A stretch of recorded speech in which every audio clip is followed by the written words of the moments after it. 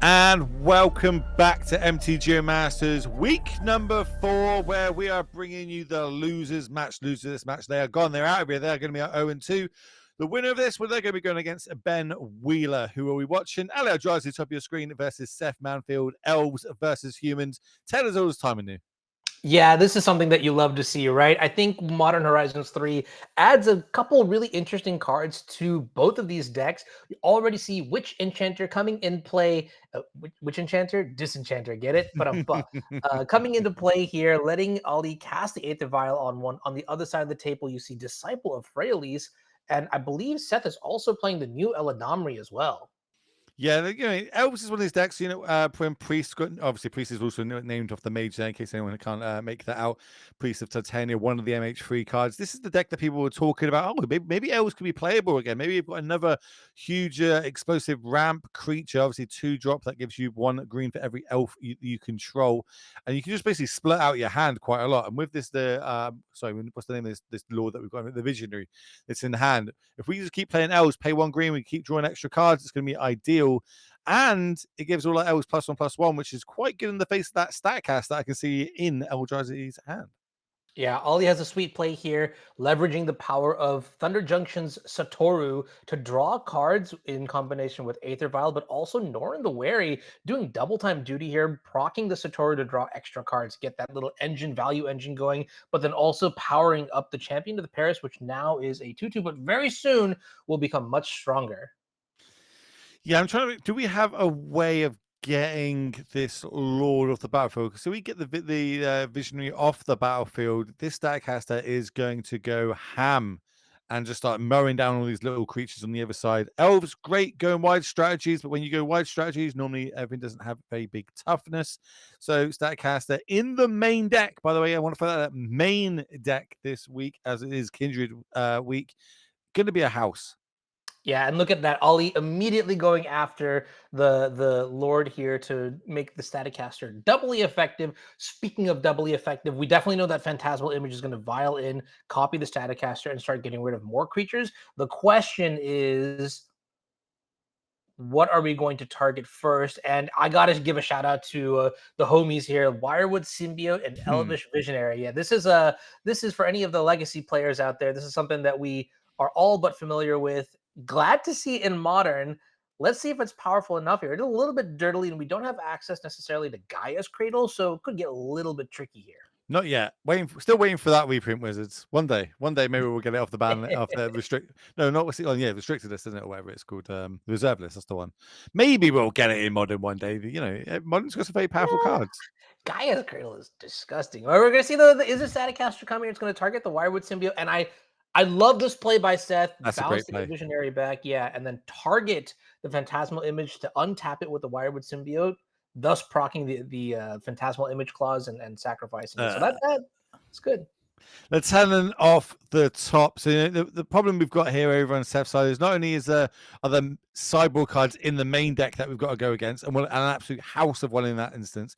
There's also a huge draw engine going, and the fact that everything's getting turned sideways right now makes me think, okay, you must have something like If Ali is a Tenant, because blocking is not going to be in my favor, because we do have the option to get one of these two extra creatures off the battlefield with our Elves currently, but not even a powerful Pro Tour champion like Seth Manfield, I think, can get back out from underneath this. Yeah, Elvish Visionary going to come into play here. Proc the Norin, draw the Leaf Crown Visionary, Okay. and if I had to guess, are we going to a game 2? Well, yeah, we are. We're scooping up. There's just no coming back from that. That Statcaster is too powerful, and it might just be enough for the whole match, realistically. But now Seth gets to be on the play here for game number 2. Loads on the line. Remember, the loser of this the 0-2. They're going straight to that losers pod in either next week or week 5 and week 6. So everything on the line needs to win back to back for both of these players right now. Turn 1 Aether Vial, turn 1 Elf. Which one's more powerful, isn't it? I mean, it's really interesting. I got to go with Aether Vial here. As you can see, Ali also drew the second land in the form of the Witch Enchanter. But yeah, Aether Vial will just generate so much more mana over time. I think this is a really good example of the delta between Elves and like Modern and Legacy. You really need a lot of extra mana coming to the archetype on turns 2, 3, and 4 to really snowball your advantage. Just using the Mystics and the Llanowar Elves reprints to generate 1 mana individually doesn't seem like it's good enough. But Priest of Titania does exactly what I'm looking for here in this spot. So let's see if it gets the distance. All right, so I'm trying to think of the sequence in here. Why would we not go Guide of Souls first to get extra? I was going to think to gain extra life, to gain extra endurance, but it's because we want to grow the champion.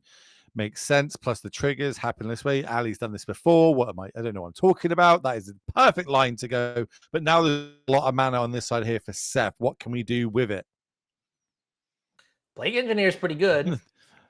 There's one. So every creature now, I imagine human is the name. It's going to get -1, -1. And it's got Death Touch. So if this champion does get too big, we are able to trade for it. Just have to make sure that we don't let too much energy happen. Because if we're able to give that flying, there is nothing in this deck with reach that can stop it from just flying across and ending this game. Thinking about this a little bit, actually, I don't know if the Playing Engineer is that good. It does stop the Norrin value engine, but this Champion of the Parish is a 4/4 or 5/5, sorry, and you can put a bunch of creatures into play to get more energy off of the Guide of Souls, and then suddenly you could just fly over the Plague Engineer. So maybe this is actually the worst I've seen Plague Engineer, which is awesome to see Kindred Strategies sort of surpass and go above and beyond targeted typal hate. Well, Guide of Souls, we're going to get that third energy. That has give +2/+2 and a flying counter to that champion. So it is a big boy that's flying now. We see the Mage coming down. Mage is going to be on Finale of Destination, one of the more powerful cards in the deck in general. But going back to what you're saying about Plague Engineer, because I think we played Plague Engineer on turn 3. If we played it on turn 2, nothing like this champion would have died. The Norrens would have died. Like it wouldn't. This whole game would be completely different if we slammed it turn 2 instead of playing it on turn 3. I feel. Yeah, and I think this boiled down to just like not having that untapped black source on turn 2 would have been very, very strong. Oh, yeah. Because there are a lot of humans that are X1s, and I have to imagine both of these archetypes did kind of struggle with that restriction, specifically against cards like Orcish Bowmasters, which is probably why they phased out of the meta or stayed out of the meta. But Guide of Souls is a really cool card here. Looking at that do its thing, it is by virtue of it being an X2. Priest of the Titania, on the other hand, doesn't exactly do that same thing, and that's why you see the Sylvan Anthem being brought in. And that's Heritage Druid off the top. That is not got reach. That does not have flying, and that does not kill a 9-powered champion of the Parish on the other side. So, yeah, we're going to be scooping this up. That's going to be Eldrazi advancing, and Seth, well, we're going straight to the losers pod of Seth, but play of his caliber, that's not going to be a problem. I have faith.